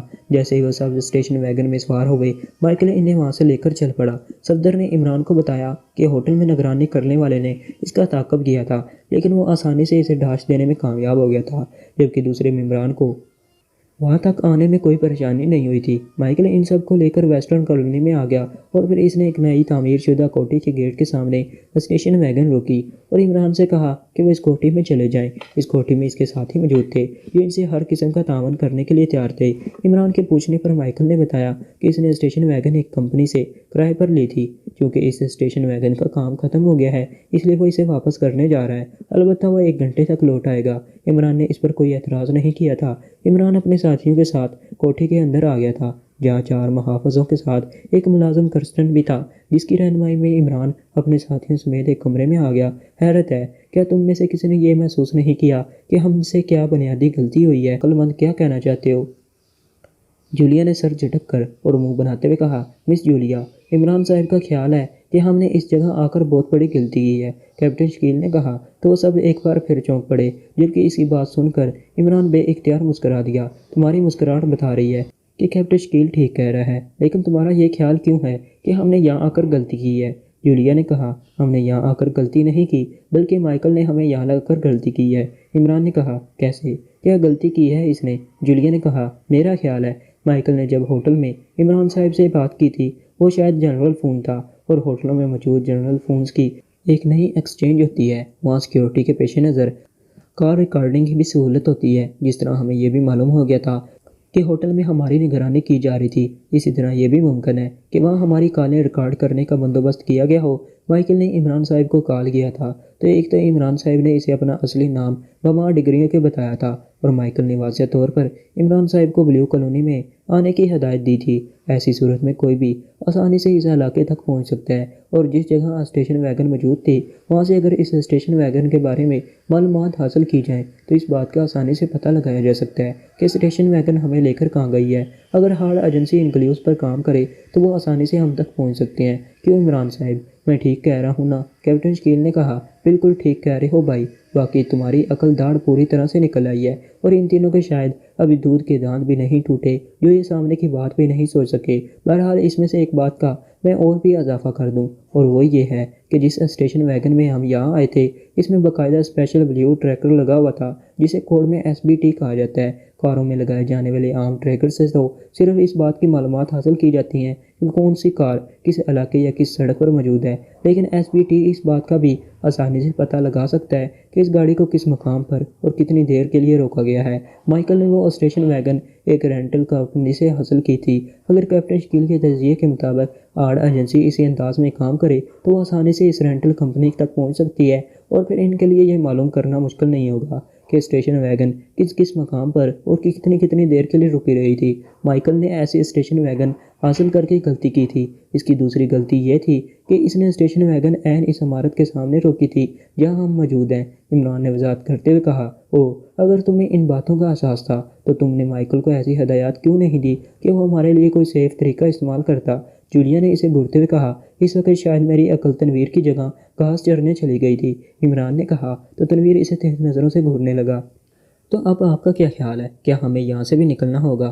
صفدر نے فوراً بات کا رخ بدلتے ہوئے کہا، کیونکہ وہ جانتا تھا کہ اگر اس نے بات نہ بدلی تو عمران کہیں کا کہیں پہنچ جائے گا، سوچنا پڑے گا۔ تنویر تم ایک کام کرو، فوراً چھت پر جاؤ اور دیکھو کوئی اس رہائش گاہ کے ارد گرد تو موجود نہیں ہے، عمران نے کہا تو تنویر اس بات میں سر ہلا کر فوراً اٹھ کھڑا ہوا۔ اس سے پہلے کہ وہ باہر نکلتا اسی لمحے رہائش گاہ کا ملازم کرسٹن ایک ٹرالی دھکیلتا ہوا اندر آ گیا جس میں چائے کے سامان کے ساتھ کھانے پینے کی اشیاء بھی موجود تھی۔ تم جاؤ، بے فکر رہو، میں دھیان رکھوں گا، کوئی تمہارے حصے کی چیز نہیں کھائے گا اور نہ چائے پیے گا، عمران نے کہا تو تنویر اسے تیز نظروں سے گھورتا ہوا کمرے سے نکل گیا، جبکہ عمران کی بات سن کر اس کے باقی ساتھی مسکرا دیے تھے۔ صاحب، کیا آپ کے لیے چائے بنا دوں؟ کرسٹن نے سامان کمرے میں موجود میز پر منتقل کرتے ہوئے عمران سے پوچھا۔ نہیں، یہ کام خواہ ایک کرے گی، عمران نے کہا۔ خواہ ایک؟ یہ خواہ ایک کیا ہوتا ہے صاحب؟ کرسٹن نے حیران ہوتے ہوئے کہا۔ وہ چونکہ پکشائی تھا اس لیے عمران کے ساتھ وہ پکشائی زبان میں ہی بات کر رہا تھا۔ یار، وہ عورتوں کے لیے ایک مخصوص لفظ استعمال ہوتا ہے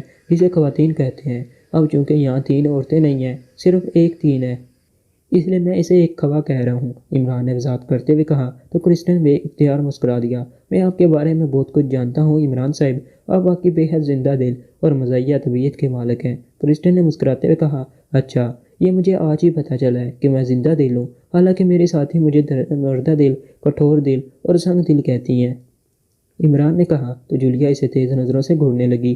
عمران کا اشارہ واضح طور پر اسی کی طرف تھا۔ کرسٹن، ایک بات بتاؤ گے؟ اچانک صفدر نے کرسٹن کی طرف دیکھتے ہوئے کہا۔ جی ضرور بتاؤں گا، پوچھیے، کرسٹن نے کہا۔ تم یہاں کب سے ہو؟ صفدر نے پوچھا۔ یہاں سے آپ کیا مراد ہے؟ اس رہائش گاہ میں یا ایکریمیا میں؟ کرسٹن نے پوچھا۔ میں اس رہائش گاہ کی بات کر رہا ہوں، صفدر نے کہا۔ یہ عمارت مسٹر مائیکل نے ابھی چند روز قبل حاصل کی تھی، کرائے پر، کرسٹن نے جواب دیتے ہوئے کہا۔ کہ اس ساری عمارت کا نقشہ جانتے ہو تم؟ صفدر نے پوچھا۔ جی ہاں، میں پچھلے 1 ہفتے سے یہیں ہوں، رہائش گاہ کا ایک حصہ میرا دیکھا ہوا ہے، کرسٹن نے کہا۔ گڈ، کیا یہاں سے نکلنے کا کوئی اور راستہ بھی ہے؟ صفدر نے کہا۔ جی ہاں، مسٹر مائیکل نے اس عمارت کو خاص طور پر چیک کر کے حاصل کیا تھا۔ اس عمارت سے نکلنے کے 2 راستے ہیں، ایک عقبی سمت میں ہے اور دوسرا راستہ طے خانے میں، دونوں راستے خفیہ ہیں، کرسٹن نے جواب دیا۔ یہ دونوں خفیہ راستے کہاں جاتے ہیں؟ عمران نے پوچھا۔ عقبی راستہ ایک کمرے کی دیوار کے خفیہ بٹن سے کھولا جاتا ہے جو عقب میں موجود ایسی ہی ایک دوسری رہائش گاہ میں نکلتا ہے، جبکہ طے خانے کا خفیہ راستہ ایک سرنگ نما ہے جو یہاں سے کچھ دور دوسری گلی میں ایک اور عمارت میں نکلتا ہے، وہاں بھی طے خانہ ہے، کرسٹن نے تفصیل بتاتے ہوئے کہا۔ اس سے پہلے کہ کوئی دوسری بات کرتا اسی لمحے تنویر تیز تیز چلتا ہوا اندر آ گیا۔ تمہارا خیال درست ہے عمران، اس عمارت کی باقاعدہ نگرانی کی جا رہی ہے، تنویر نے کہا۔ اس کی بات سن کر نہ صرف عمران اور اس کے ساتھی بلکہ کرسٹن بھی چونک پڑا۔ عمارت کی نگرانی کی جا رہی ہے، یہ آپ کیا کہہ رہے ہیں؟ کرسٹن نے چونکتے ہوئے کہا۔ عمارت کے باہر ایک کار ابھی چند لمحے قبل آ کر رکی ہے، اس میں 2 افراد موجود ہیں اور ان کی توجہ اس عمارت کی طرف ہی ہے، تنویر نے جواب دیا۔ اوہ، میں دیکھتا ہوں، کرسٹن نے کہا۔ وہ جانے ہی لگا تھا کہ عمران نے اسے روک لیا۔ نہیں کرسٹن، تمہیں کہیں جانے کی ضرورت نہیں ہے، تم فوری طور پر ہمیں طے خانے کی طرف لے چلو، ہم دوسری عمارت کی طرف جانے والا خفیہ راستہ دیکھنا چاہتے ہیں، عمران نے کہا۔ لیکن عمران صاحب، کرسٹن نے پریشانی کے عالم میں کہنا چاہا۔ جو کہہ رہا ہوں وہ کرو، عمران نے گراتے ہوئے کہا۔ تو کرسٹن سہم گیا۔ ٹھیک ہے، آئیے میرے ساتھ، اس نے کہا۔ تو انہوں نے ایک بار پھر پھرتی سے اپنے سامان اٹھائے اور کرسٹن کے ساتھ کمرے سے باہر آ گئے۔ کرسٹن انہیں عمارت کے اندرونی حصے میں لے آیا اور پھر وہ ایک چھوٹے سے کمرے میں داخل ہو گیا۔ عمران اور اس کے ساتھی اس کے ساتھ اندر آ گئے۔ کمرے میں ہلکا پھلکا فرنیچر موجود تھا، شمالی دیوار پر ایک بڑے ریچھ کی تصویر آویزاں تھی۔ کرسٹن تیزی سے اس تصویر کی طرف بڑھا اور اس نے ایک انگلی ریچھ کی آنکھ پر رکھ کر دباؤ ڈالا تو سرر کی آواز کے ساتھ شمالی دیوار 2 حصوں میں تقسیم ہو کر کھلتی چلی گئی، دوسری طرف سیڑھیاں نیچے جا رہی تھیں۔ آئیے، کرسٹن نے کہا اور تیز تیز سیڑھیاں اترنے لگا۔ عمران اور اس کے ساتھی بھی اس کے پیچھے سیڑھیاں اترنے لگے۔ ابھی وہ چند ہی سیڑھیاں اترے ہوں گے کہ ان کے عقب میں کھلی ہوئی دیوار خود بخود بند ہوتی چلی گئی۔ وہ تیزی سے نیچے اترے۔ کرسٹن انہیں طے خانے کے ایک بڑے ہال میں لے آیا اور ایک بار پھر طے خانے کی دیوار کی طرف بڑھا۔ یہ جنوبی دیوار تھی۔ کیا وہ خفیہ راستہ اسی دیوار کے پیچھے ہے؟ عمران نے کہا۔ جی ہاں، دیوار کے اس حصے کی جڑ میں مخصوص انداز میں ٹھوکر مارنے سے یہاں ایک راستہ کھل جاتا ہے، دوسری طرف ایک سرنگ ہے جو یہاں سے تھوڑی دور ایک دوسری عمارت کے طے خانے میں جاتی ہے، کرسٹن نے جواب دیا۔ اسی لمحے انہیں اوپر ایک زوردار دھمک کی آواز سنائی دی تو وہ سب چونک پڑے۔ اوہ، لگتا ہے انہوں نے رہائش گاہ میں کوئی بم پھینکا ہے، جولیا نے کہا۔ کرسٹن جلدی کرو، خفیہ راستہ کھولو، ہری اپ، عمران نے اچانک بری طرح سے چیختے ہوئے کہا تو کرسٹن تیزی سے جنوبی دیوار کی طرف لپکا۔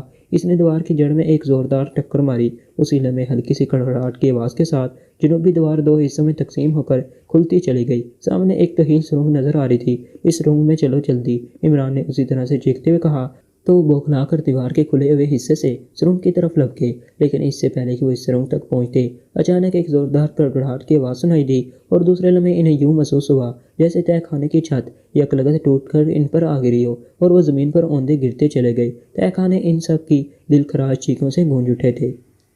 تو دوستو اس کے ساتھ ہی اس ناول کا دوسرا حصہ یہیں ختم ہوتا ہے، لیکن دوستو ٹھہریے، کیا عمران اور اس کے ساتھی کیا واقعی اس تہہ خانے میں دفن ہو گئے تھے یا سارٹن کو ڈانچ دینے میں کامیاب ہو گئے تھے؟ یہ سب کچھ جاننے کے لیے دیکھیے اس ناول کا اگلا اور آخری حصہ صرف اردو صفحہ چینل پر۔